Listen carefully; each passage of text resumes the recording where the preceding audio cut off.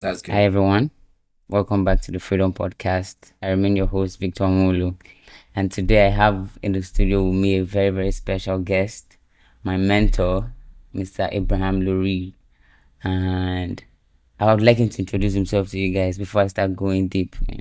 He has been a very great inspiration for my life, and today I want him to share some of his wisdom with us. Welcome, sir. Thank you so much, Victor. It's a pleasure to be invited to be on your podcast. My name is Abraham Lorig. I am an author, a speaker, and currently working at Colorado State University in the US, serving as a student success specialist.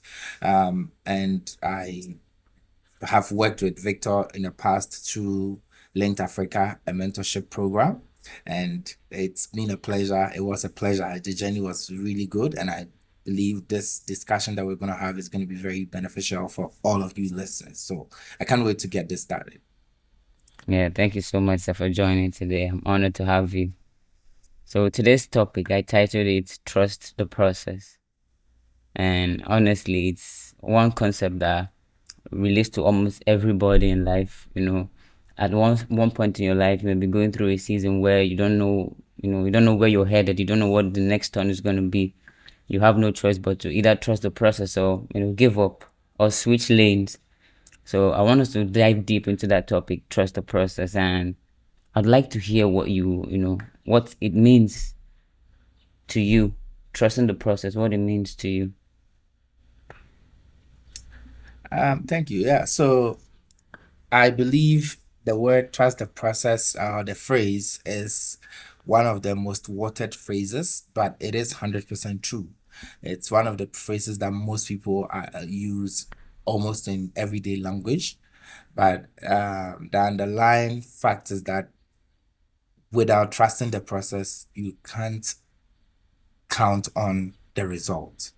Most people are often focused on the destination. And in my opinion, trusting the process simply means working through whatever you are working on day after day, through the struggles, through the hard parts of everything you're doing. You still keep your head and shoulders high and give your all.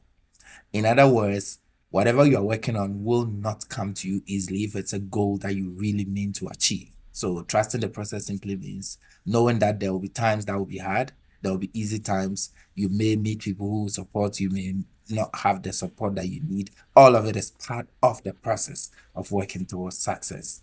So, in my opinion, that is what I think. Just working through the process means giving your all in the hard and the easy times.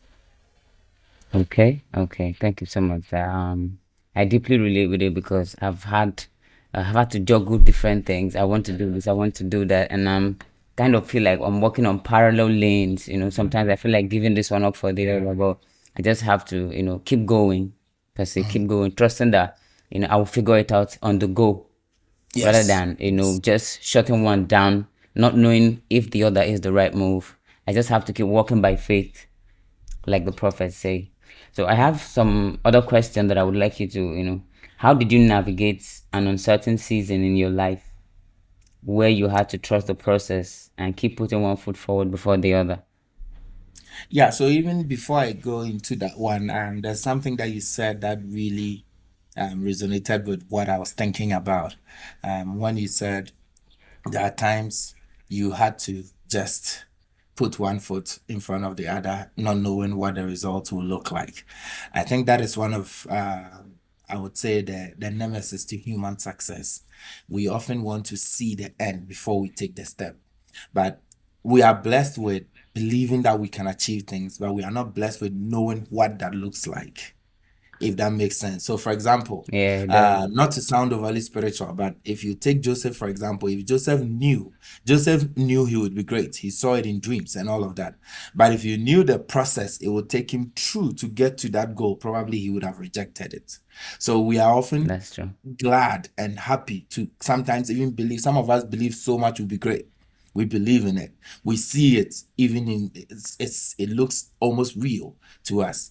But the process through which you will get to that stage, sometimes it's very clear. It's not clear. You don't have to see it. The fact of the Yeah. matter is that if you are waiting for everything to come together, the T's crossed, the I's dotted before you make a move, you will never do anything.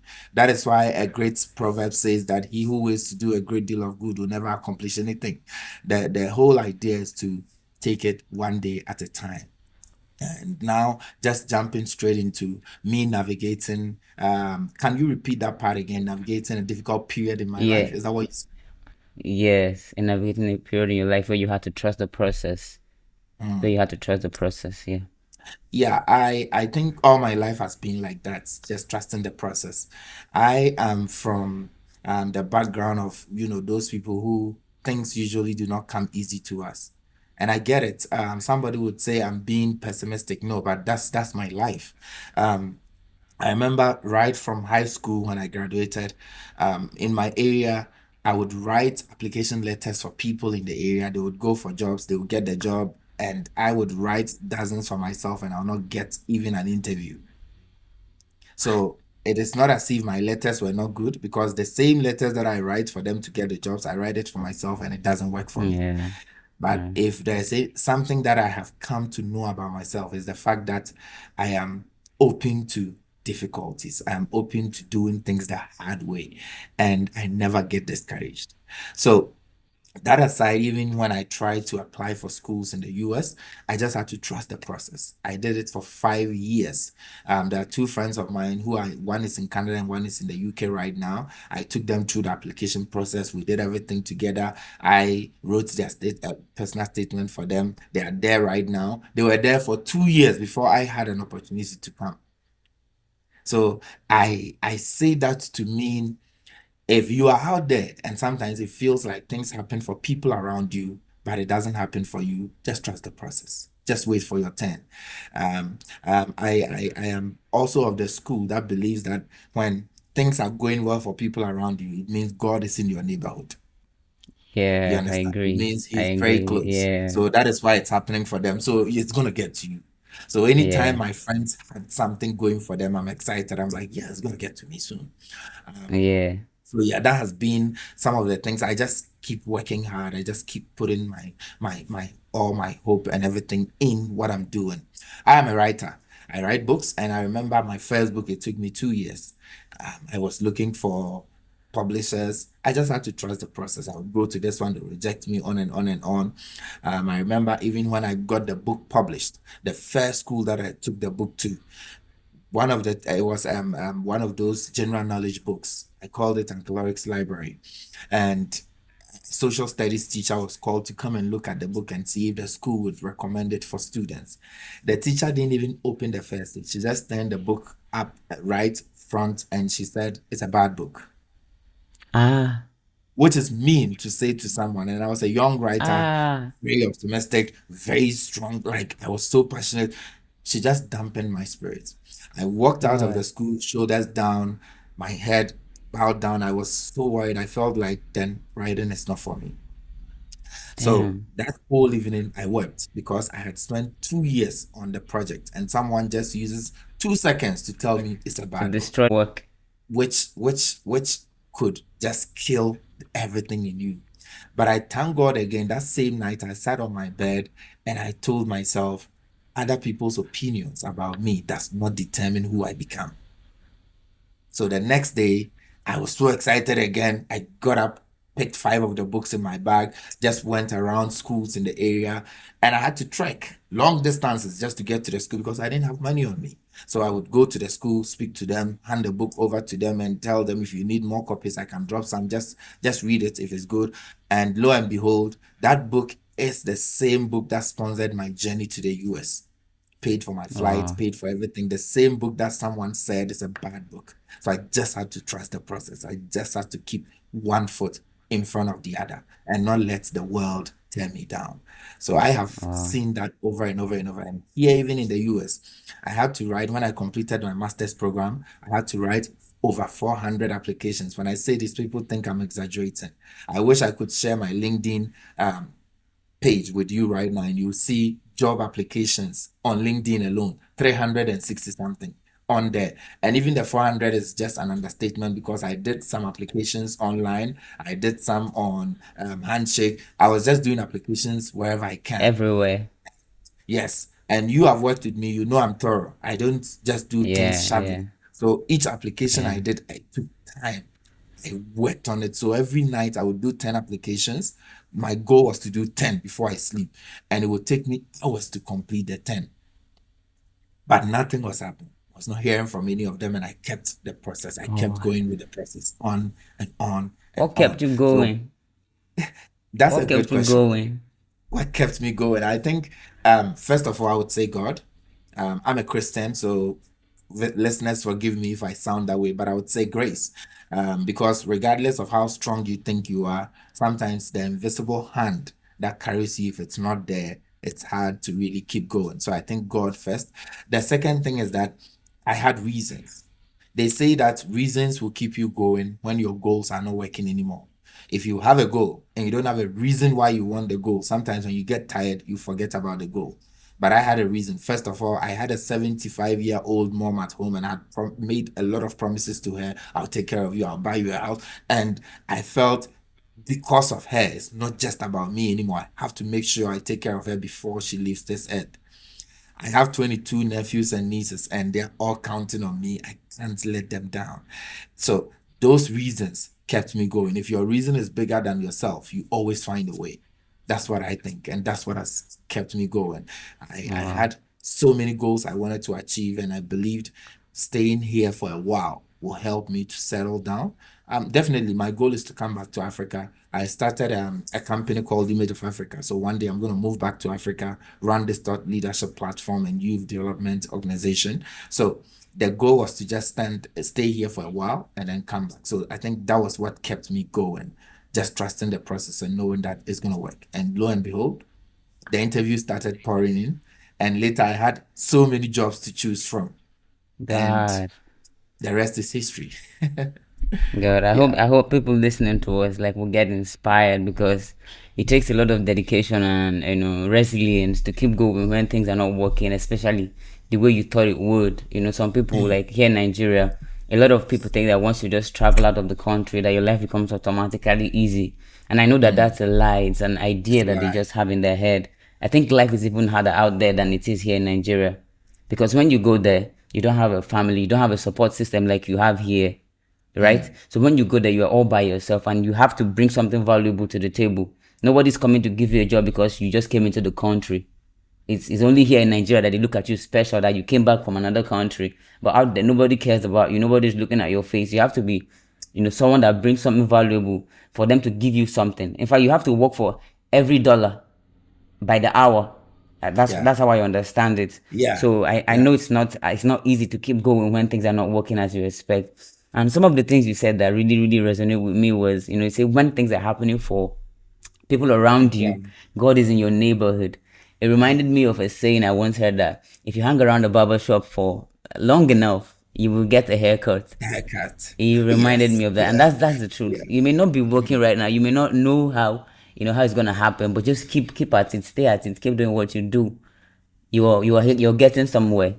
So it resonated Yeah. with me very, very deeply. And to add to what you said, that sometimes even outside seems a little bit difficult. I know it's difficult everywhere. People should not get us wrong. It's difficult in Africa, it's difficult in Asia, it's difficult in Europe, it's difficult in America, and it's difficult even on in Antarctica. Everywhere is difficult. Yes, but when you travel outside of your country to a new environment, people use the word culture shock. And if you've been with me, I'll tell you those are negative. We call them stereotype threats. Those words prevent people from having positive mindset. So I don't use culture shock. I don't think culture shocks people. I use the word culture difference rather. Why? Because the word Yes. culture shock has a negative connotation to it. And anytime people, that the stereotype threat is a study that when you try to perform in an area where your group is negatively stereotyped, you tend to underperform because of Yes. the The pressure that is on you. programming. Yes. Exactly. So I don't want to use Programming. those words because if I say the culture has shocked me, it means in my mind, I'm like, I'm shocked, so I can't do anything. No, the culture is just different. Okay, so their food was different. The language, how we speak in terms of accent, is very different. So you need to find a way to make people understand what you're saying. Most important of all is even how we communicate. So for in Africa, for example, when you speak, the listener is also involved in making understanding of what you're saying. So we say understanding is listener led, okay? But here, Yeah. the speaker has to make meaning. Meaning is listener or speaker led. You, when you are speaking, you have to make everything clear. This is what I mean. In Africa, we use a lot of proverbs, a lot of wise sayings. Why? Because Yeah. we think the listener should make meaning of it. So a mother would say a child that refuses to let the mother sleep will also not sleep. And they expect you to understand what they are saying. Here, it is different. They don't use proverbs, they don't use wise sayings, just speak direct and clear. Plain. So when you get here, Yeah. you need to reprogram yourself and start speaking the way they speak.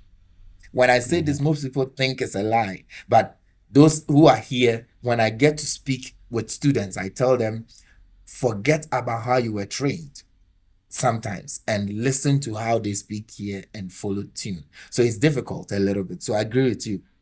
When you travel outside, even the finances aside, adjusting to the culture itself takes a lot of effort.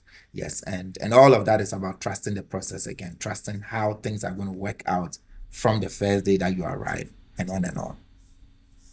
Yeah, I'm really, really inspired listening to your journey because I know I'm also, trusting the process. That's the truth. I'm trusting the process. I know that I'm doing what I love to do. I'm doing the things Mhm. that I want to do. Yeah, they may have Yeah, not given me the results that I yearn for just yet, but I'm not gonna stop just because I haven't mm, seen those results. Because I have people cheering me on. Like I have people that are also looking up to me.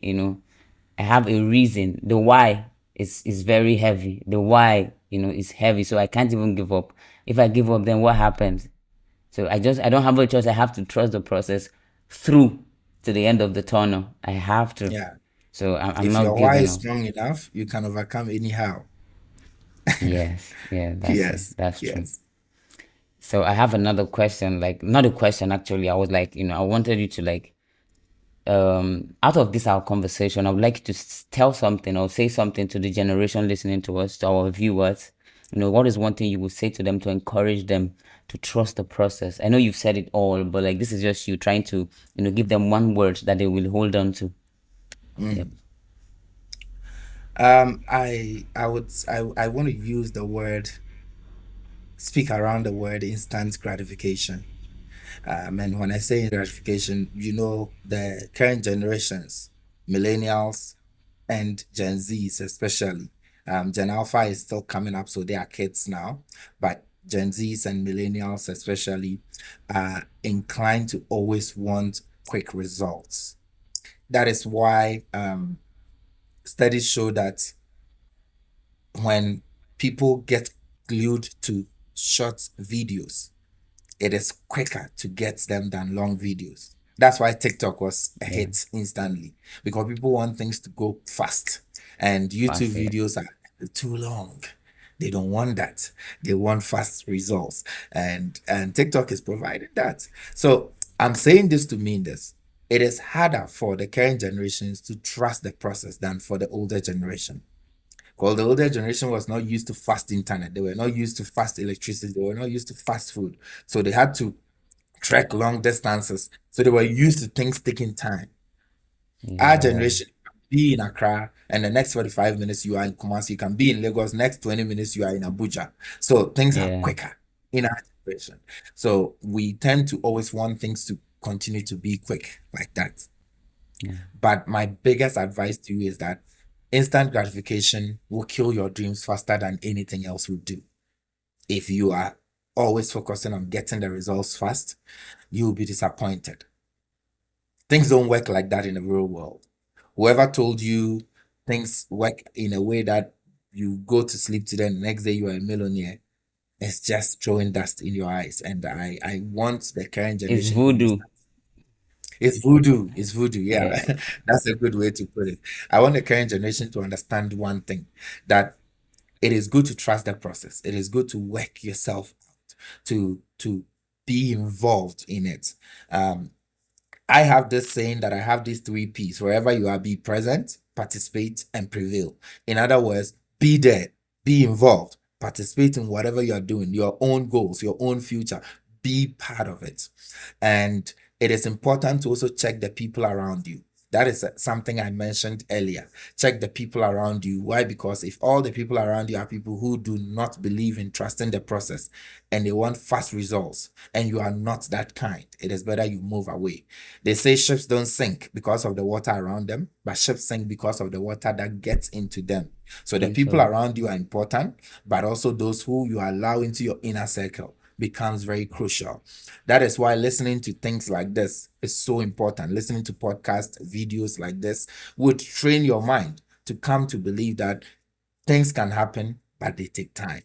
And giving yourself that grace. When they are not happening yet, it doesn't mean they are not going to happen. I believe in hard work. I believe in people giving their all. I believe in being kind out there and showing up whenever you can. At the end of the day, the process is going to work out for you very well. So thank you so much. thank you so much, sir, for sharing your wisdoms. It's been amazing. Like I've gained so much from this conversation, and I hope the listeners too have gained a lot. This last key point that you mentioned, instant gratification, is a real problem with my generation, even my generation. Like it's a real problem. We want it now. We don't want to wait till tomorrow. So like being able to understand that life is a journey, it is a process. Like there's a popular saying that says Rome was not built in a day. It's just trying to Yeah. say that everything is a process. You have to lay brick by brick before you can get to the building or to the house. So thank you so much. Thank you so much for joining me on this particular episode and sharing your wealth of knowledge with us. I really, really appreciate having you. And I think this is where we'll come to a close for today. Thank you so much, Yeah, sir. yeah, I'm very excited about this, and feel free to reach out again if you have future episodes that you think aligns with my expertise. I'll be happy to join. But otherwise, thank you, listeners, and keep trusting the process. The end result is bigger than you see today. All right. All right. Thank you so much, sir. God bless you. Bless you too. Talk to you Yeah. again soon. You too. Bye.